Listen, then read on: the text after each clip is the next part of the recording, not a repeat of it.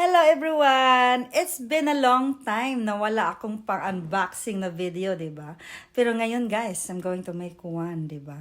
Hindi lang to para sa akin ang laman, pero medyo marami din, di ba? So, pagbubukas ko nito, may pupuntahan din ito after yung iba, di ba? Samahan niyo ako guys!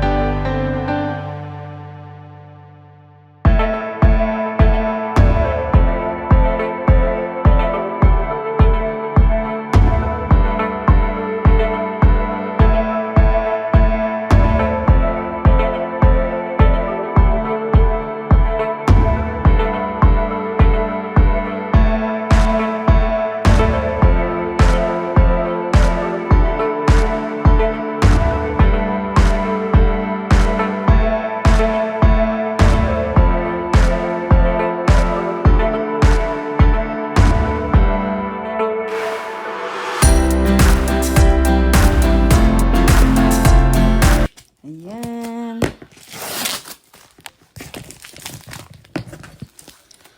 Buksan na natin.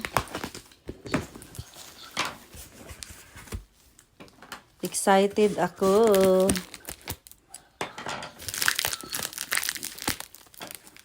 Medyo alam ko yung laman, pero excited pa rin. Siyempre.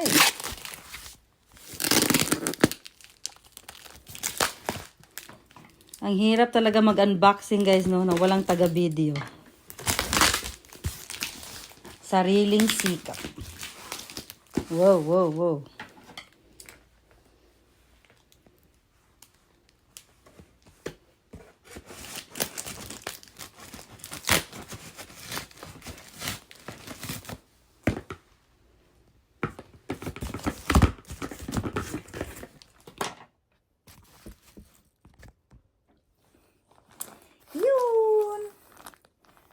Ito yung isang paborito ko.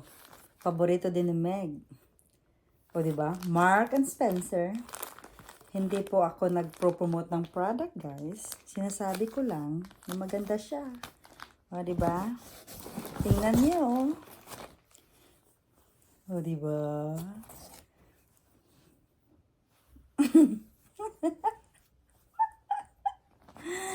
Ang ganda-ganda. Ang cute-cute ng mga kulay. Favorite to favorite ko. Naku guys, tingnan nyo yung mga item na ina-unbox ko dito. Kasi, alam nyo naman ako, may parating mga panghula, di ba? O di ba? Ganda. Super. Love it.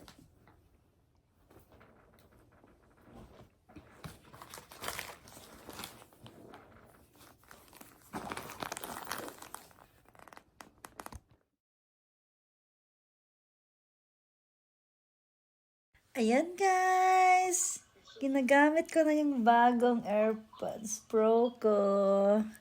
Galing sa bestie ko, di ba? Ganda. Yun. Hindi siya mahuhulog o ganon-ganon. O, di ba? Hindi siya mahuhulog. Tapos maliit lang, o di ba? Parang may atole lang ako sa ano ko no, sa ears, o di ba? Ganda.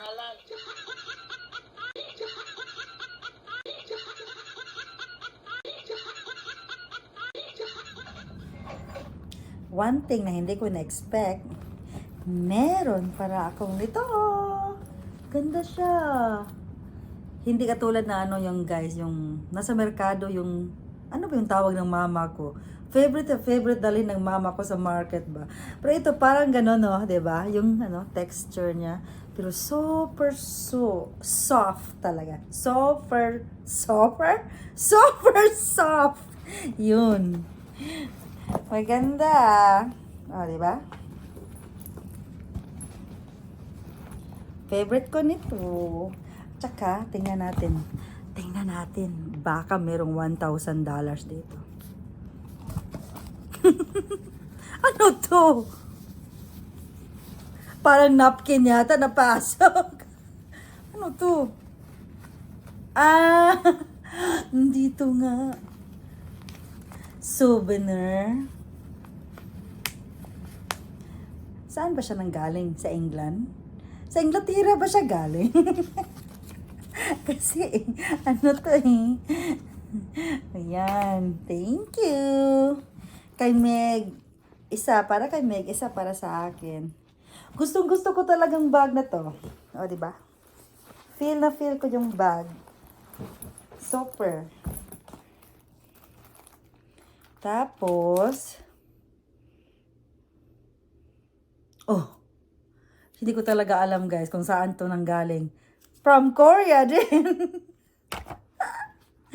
From Korea.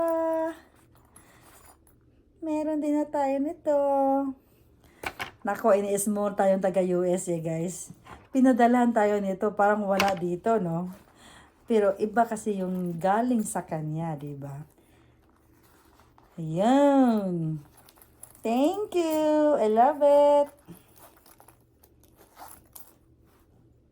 Gusto ko, promise. Love ko siya. Love ko yung bag. I mean, syempre, yung bag nga eh, di ba? Gusto ko talaga siya. Love it talaga.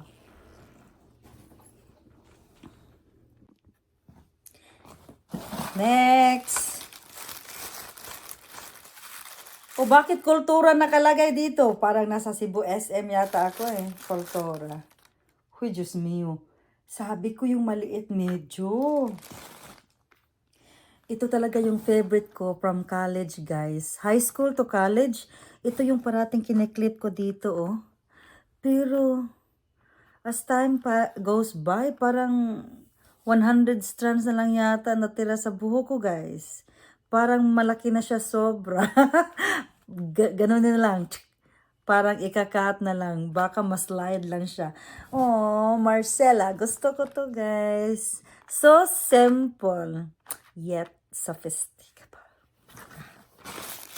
Ano pa ba nandito?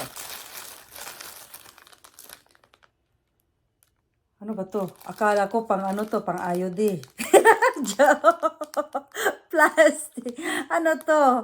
Pang ano yata, pang hold dito yata sa ano sa AirPods or something para hindi mahulog. Parang IOD papasok.